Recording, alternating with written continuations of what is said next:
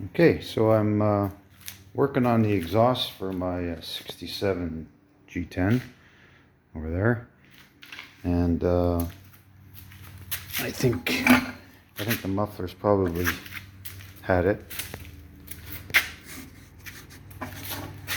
So I'm just trying to figure out which the best way to go about it. I could replace the muffler myself. I think I found, they're about 60 to 80 bucks. And then, I could reuse this tailpipe. It's not pretty, but it works.